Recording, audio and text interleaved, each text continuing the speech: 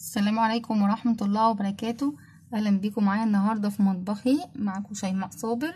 هنعمل النهاردة طريقة حلوة قوي لتدميس الفول. أنا النهاردة هدمس فول بطريقة سهلة جدا، هي نفس طريقة عربيات الفول.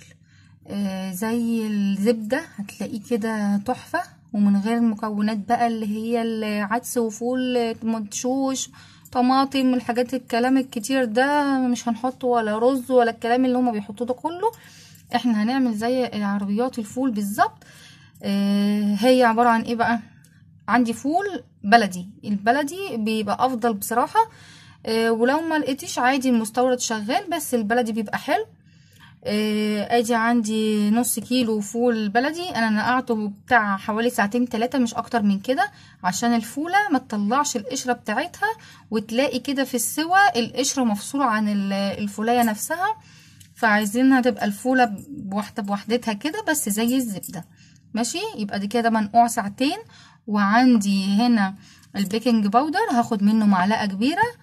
وعندي هنا ليمونة صغيرة متقطعة شرايح رقيقة كده. وعندي هنا معلقة صلصة ومعلقتين دقيق. دول المكون بقى السري اللي هيخليه لون وتقيل وطعم زي بتاع بره بالظبط، تقل وتخن وكل حاجة. بصوا بقى، دول مش هيتحطوا دلوقتي، دول خلاص في قبل السوا بشوية، قبل ما اقفله يعني عليه بشوية. ده انا هعمل ايه؟ هحط هنا شرايح الليمون. طبعا انا غيرت عليها المية وشطفته كويس من المية اللي بتبقى صفرة طالعة دي. هي دي المادة اللي بتتعب القولون، ودي المادة اللي فيها حاجات مش كويسة، قلنا بتبقى حاجات يعني زي سمية شوية. فاحنا ايه، رمينا المية بتاعتها وغسلناها كويس وحطينا مية نظيفة. وهحط دي شرايح الليمون، وهحط هنا البيكنج باودر. هي كفاية معلقة واحدة بس اهي، بس تكون مليانة يعني. ماشي، وبعدين هقلب الكلام ده كله وعلى النار على طول، بس ما عنديش اي حاجة تانية غير كده. خلاص اهو، انا دلوقتي هحطه على نار عالية. اول ما هتغلي الفول بتاعنا هوطي النار خالص، كأن شمعة هي اللي شغالة. وهسيبها بقى. انا طبعا حاطه ميه كتير اهي، عشان مش كل شويه افتح عليه، لان المفروض ما افتحش عليه قبل ساعتين عشان ما يسودش منك. هتسيبيه بقى بعد كده متوطي عليه زي ما قلنا، نار زي الشمعة كده. وبعد ساعتين ابقى افتح عليه اشوف عايز ميه ولا لا.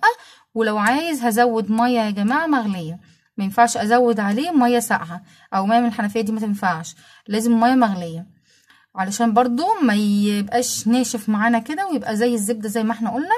وبعدين انا هوريكي بقى هنحط امتى الصلصه والدقيق ده، بس خليكم معايا دلوقتي. هنحطه وزي ما قلنا ونوطي عليه وهنسيبه شويه، وبعدين نشوف مع بعض تاني. بصوا بقى كده الفول بقى عامل ازاي معانا. ده كده بعد 3 ساعات، حوالي 3 ساعات من السوا بتاعه. انا دلوقتي بقى هوريكي ازاي هنحط الصلصه والدقيق اللي احنا قلنا عليها. دلوقتي انا هجيب ميه عندي دافيه سنه، مش ساقعه قوي ومش سخنه قوي، عشان الدقيق بتاعي ما يكلكعش. هحط فيه الدقيق اللي قلنا عليه، وهقلب كده كويس بالمضرب ده. هو حبه ميه بس يا دوبك تدوب فيه الدقيق، يعني بتاع ربع كوبايه ميه. ماشي، وهحط عليه الصلصه دي. لحظة، انا عملت لكم الفول في حل عادي، عشان اللي ما عندوش برضو قدرة فول ما يقولش انا مش هعرف اعمل غير بالقدرة، ما عنديش غير قدرة كده. فممكن في الحلة، حلة ستانلس، حلة ألمونيا، اي حاجة. هي بصراحة بتبقى حلوة في الألمونيا اكتر، بس اللي موجود بيست. ادي انا عملت اهو الخليط بتاعي. هروح بقى دلوقتي نحطه على الفول. قدامي دلوقتي الفول واقفل عليه مثلا بتاع نص ساعة، ساعة الا ربع. هروح احط عليه الخليط ده، تعالوا نحطه مع بعض. بصوا بقى، انا هحط الخليط بتاعي بتاع الصلصة بس، وانا هحط واقلب على طول عشان ما يكلكعش معايا. خليكي معايا بقى وشوفي.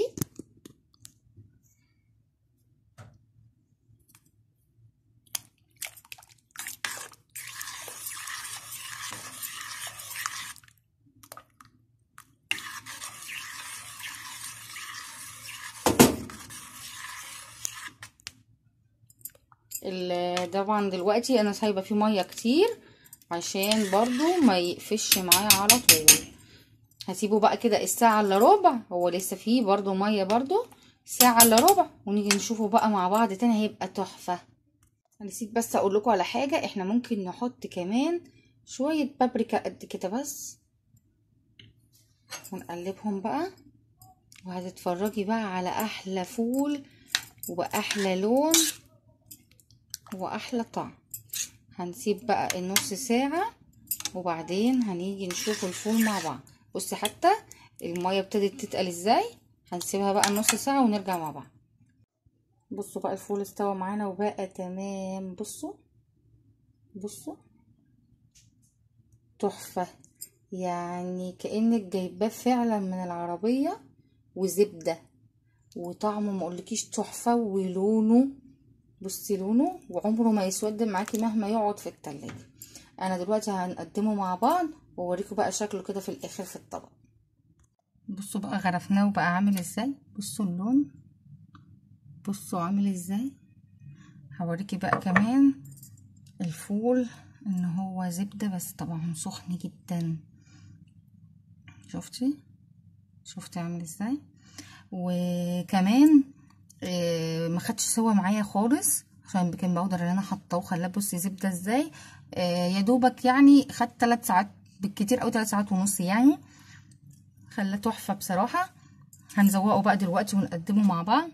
بصوا يا حبايبي كده قدمناه اهو، وتعملوه بقى وتاكلوه بالف هنا وشفا.